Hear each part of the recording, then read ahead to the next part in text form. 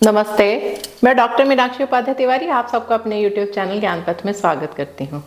Friends, Mahabharat series में हमने पिछले वीडियो में ये चर्चा की थी कि हस्तिनापुर के चंद्रवंशी राजा महाराज शांतनु का विवाह देवी गंगा के साथ संपन्न हो जाता है। वो दोनों राजमहल में निवास करने लगते हैं।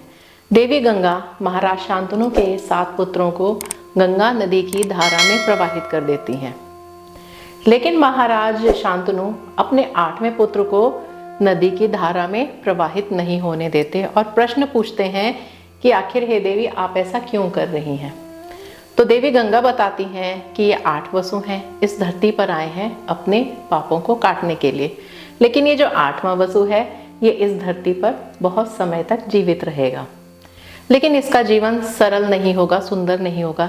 इसके जीवन में बहुत कठिनाइयाँ होंगी, समस्याएं होंगी, दुविधाएं होंगी।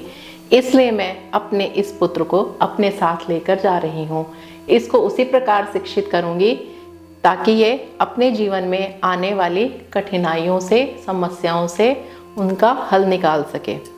जब ये संपूर्ण शिक्षित हो जाएगा, तब मैं आपके पास आकर आपके पुत्र को समर्पित कर दूंगी। यह कहकर देवी गंगा अंतर्ध्यान हो जाती हैं। इधर महाराज शांतनु का जीवन नीरस हो जाता है, निराश हो जाता है और वो हर रोज शाम को गंगा नदी के किनारे भ्रमण करने जाते हैं, इस आस में कि कहीं उनकी पत्नी मिल जाए या उनके पुत्र के दर्शन हो जाएं। इस तरह से दिन बीतते हैं, महीने बीतते हैं और कई साल बीत जाते हैं। एक दिन महाराज शांतनु गंगा नदी के किनारे भ्रमण कर रहे थे तो अचानक वो क्या देखते हैं कि एक किशोर बालक, किशोर कहते हैं टीनेजर को, एक किशोर बालक अपने तीरों से गंगा नदी के प्रवाह को रोक रहा है। यह देखकर वो बहुत ही प्रभावित हो जाते हैं। उस किशोर से मिलने के लिए उसकी तरफ बढ़ते हैं तो अचानक क्या देखते हैं कि उनकी पत्नी देवी गंगा प्रकट हो जाती हैं और कहती हैं कि महाराज, मैं आपके पास ही आ रही थी, ये आपका ही पुत्र है, इसका नाम मैंने देवव्रत रखा है। इसकी शिक्षा ऋषि वशिष्ठ से हुई है। यह ऋषि वशिष्ठ का शिष्य है। इसे धनुर्विद्या से लेकर वेद वेदांगों से लेकर नीतियों से लेकर संपूर्ण शिक्षा प्राप्त हो गई है। क्योंकि इसका जीवन बहुत ही कठिन बीतने वाला है, इसलिए मैंने इसको उसी रूप से तैयार किया है।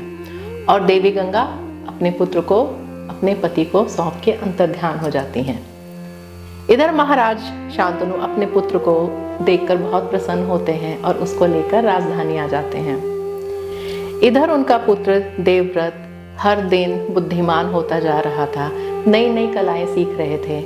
एक दिन राजकुमार देवव्रत अपने पिता की आज्ञा लेकर नए घोड़े पर सवार होकर राज्य से बाहर सीमा की तरफ चले जाते हैं और क्या देखते हैं, सामने से उनके राज्य की तरफ शत्रुओं की सेना बढ़ी आ रही है आक्रमण करने के लिए।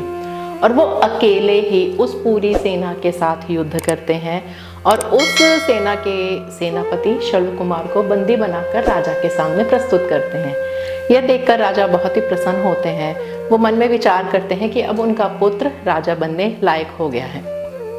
इधर शल्व कुमार को चेतावनी देकर छोड़ दिया जाता है और राजा यह घोषणा करवा देते हैं कि वो शीघ्र अतिशीघ्र अपने पुत्र का राज्याभिषेक करेंगे।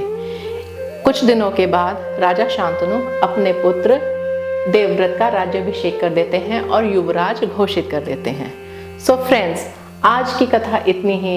हम आगे की चर्चा अगले वीडियो में करेंगे। लेकिन हाँ फ्रेंड्स, आप मेरा YouTube चैनल ज्ञान पथ सब्सक्राइब करिए, वीडियो शेयर करिए, कमेंट ज़रूर लिखिए और लाइक करिए। हम फिर मिलेंगे नई वीडियो में इसी चर्चा को कंटिन्यू करते हुए। जय श्री कृष्ण।